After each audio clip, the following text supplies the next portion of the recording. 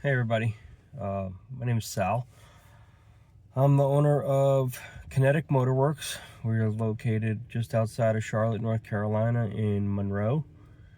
We are a European specialty shop from A to Z. We'll do everything from maintenance to major repairs, diagnostic. We just don't do body work. This video is number one to serve as an introduction, but also more to just kind of do like a video journal of things that go on in the day of a shop owner that may or may not, other shop owners may or may not feel, but I have a very good feeling, and pretty sure that most shop owners, any business owner really, gets to feeling this way. But we do okay. We as far as revenue goes, but more or less, we do good work. We have good people. Everybody wants to do right by our customers. Just right now, as a shop owner, manager, whatever you want to call it, dealing with people is just the hardest part, whether it's with customers, with the employees, with vendors, people wanting to try to sell you stuff, do business with you, whatever. Everybody just, seems very self-serving. And I understand we're all out to look out for ourselves and our families and our interests.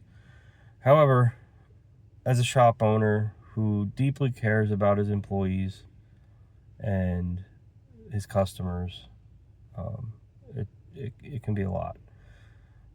Just dealing with everybody's different personalities, different ways of communication, what sets people off, what makes people happy.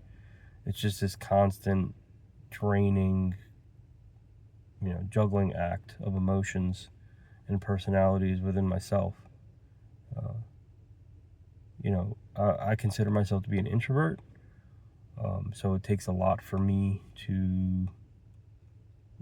energy for me to put on a happy-go-lucky, positive feeling for people. Not so much at home, but it's more in the business aspect of it. And then, we're not perfect. And when I say we, I mean auto mechanics and, tradespeople. We are not perfect, however, we are expected to be. When, just like everybody else in the world, we're just trying to make it, trying to provide a service or a product that people can feel good about and stand behind, and feel good about telling their friends and family and everybody that they come across about. But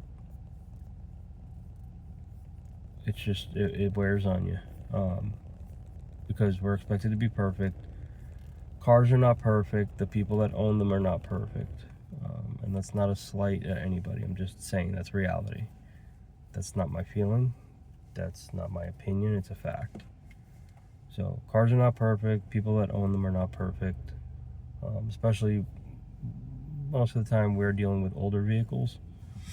We don't deal with brand new vehicles because we're an independent auto repair shop. So, I mean, we get some newer vehicles, but usually anything a couple, 3 years old, it's still in warranty, depending on the make and manufacturer, whatever. But the rule for us is, we usually see cars once they're about 5 years old and older. We take in some, 20-something-year-old cars, and that even starts wearing on you, because parts are starting to become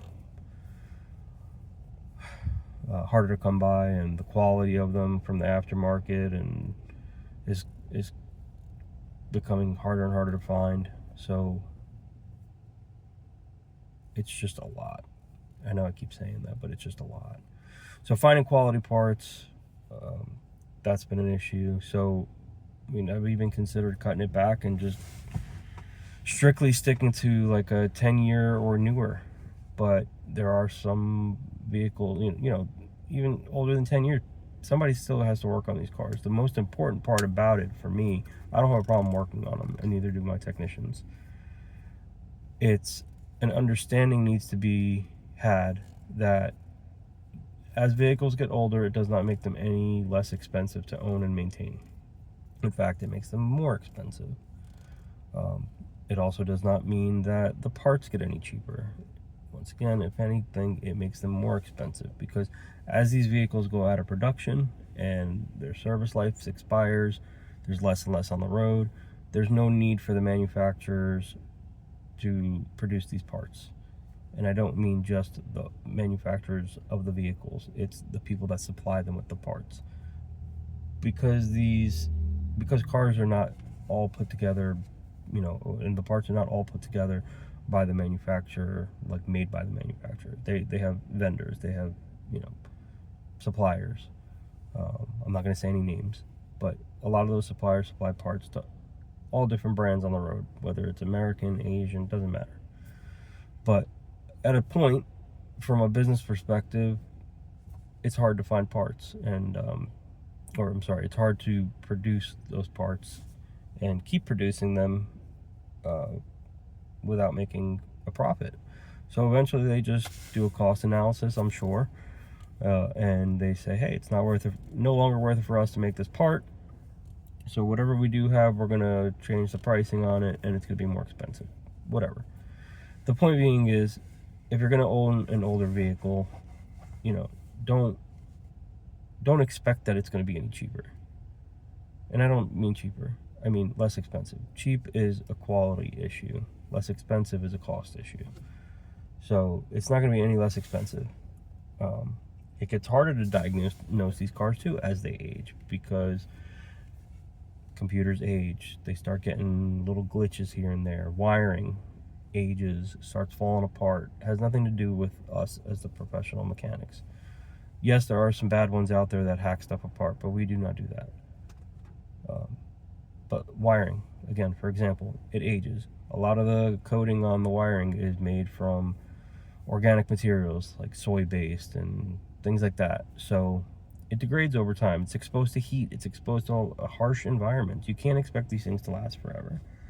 So when things fail, they're going to fail. And if you plan on keeping your car, pay to have it fixed correctly. Pay the good money. Because if you think you're saving money by going somewhere cheap, yeah, they might do a good job. I'm not saying that they don't all the time, but you're going to go somewhere cheap and have somebody do some repairs. We don't know that they're a good quality shop all the time, and we don't know, maybe this week they're having a bad week, and next week they decide they don't want to do this anymore and they're going to close up shop. So yeah, you saved some money, but if there's an issue with it, who are you going to rely on? You got to go find another shop. That shop's not going to warranty their stuff because they're out of business. We provide a 3-year 36,000-mile warranty on most of our repairs, because we've been in business for 13 years, and I don't plan on going anywhere. It's just this video, or this recording, is more, again, to serve as a purpose for a little bit of a rant, obviously, but also to inform people that own vehicles, especially older vehicles and older European vehicles. Give us a little bit of grace. You have to understand, again, this is not easy. This is a rough job. We get dirty. We are exposed to elements, heat, sharp objects. It's very dangerous working on vehicles. A lot of things can go wrong.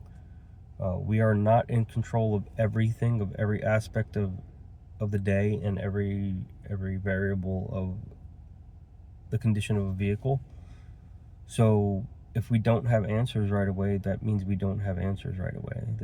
Some people can give you an answer right away, quick, whatever, and they might be right, but they might be guessing too. We try not to guess. We don't want to guess. We can make educated guesses, but we don't just shotgun things or, throw stuff at the wall to see what sticks. We invest in our technicians. We invest in education.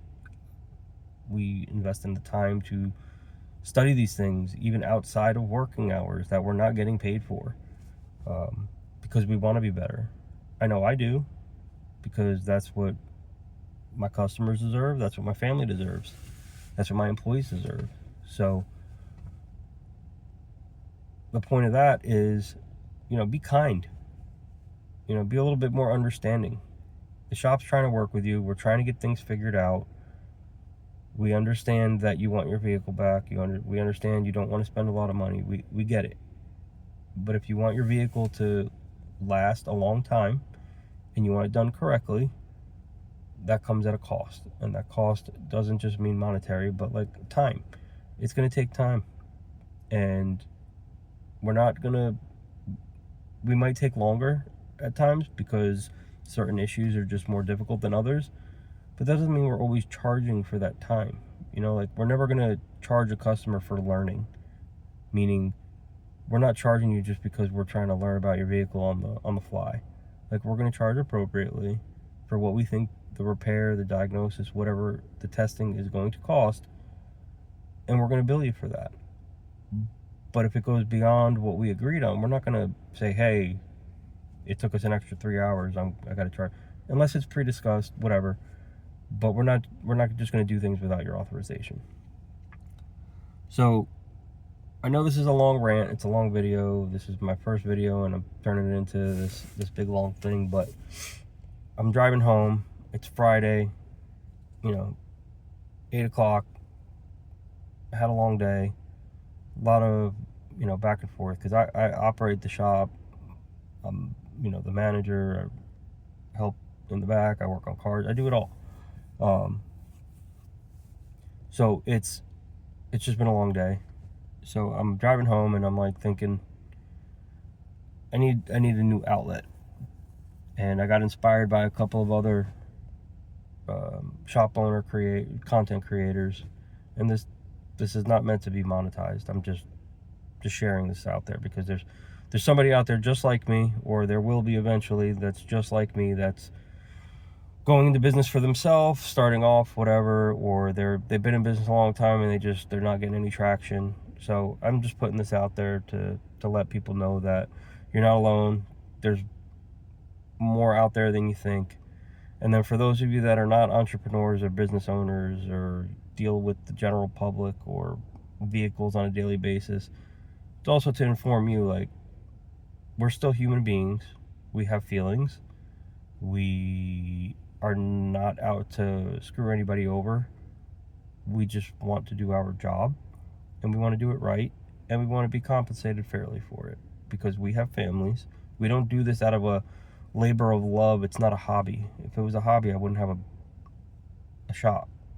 I'd have a little garage at my house that I would do things because I felt like it for helping people. And I love helping people, don't get me wrong. But if I'm going to take away time from my family, and my employees are going to take away time from their family to spend 40, 50 hours plus a week with working on people's cars, they deserve to be compensated because my technicians are very, very skilled and talented, and I would put them up against some of the best. Now, we can always be better. None of us are going to be 100%. But for those of you in the business and have dealt with this kind of stuff before, or if you've ever worked in this industry or know anybody in this industry, you know what I'm talking about. And if you don't work in this industry and you don't have any firsthand experience, this is my PSA for you. It's be nice. Don't be a jerk. Remember, we are human beings, and treat us or any service person, anybody you're doing business with, treat them with respect. Treat them like you would want your kids to be treated. Because, again, at the end of the day, we're all trying to do the same thing, and that's make a living, provide for our families so they can have a better life than what we had, right? And then I would love to help more people out, do pro bono work, but how am I supposed to do that if there's no profit being made in our businesses? I know plenty of shop owners that give cars away, give auto repair away, but they're that has to come from somewhere. Whether they're getting time donated, labor donated, parts donated, someone's paying for this somewhere. They're just not being billed for it. Somebody else is not being billed for it. And a lot of that has to come from having resources to do these things. So there's nothing wrong with making a profit in business and in life, because all that means is that person, especially if you have a servant leadership or a servant mentor mindset, something like that, all that profit money is going to accelerate what's in that person's heart to serve others and to make society better. So that's it, guys. Again, this is Sal with Kinetic Motorworks, Monroe, North Carolina. I appreciate it. I appreciate you guys watching. If you do watch this, if you like it, give me a thumbs up. If you don't like it, give me a thumbs down. Leave me a comment. Let me know what you like, what you didn't like, what you'd like to hear about. But be kind in the comments. Again, don't be a keyboard warrior, because I wouldn't do that to you. So I would hope nobody would do it to me, because again, just like you, I'm a human being. So be kind, and have a great weekend. Be safe, and happy Father's Day to all you dads out there. Catch you next time.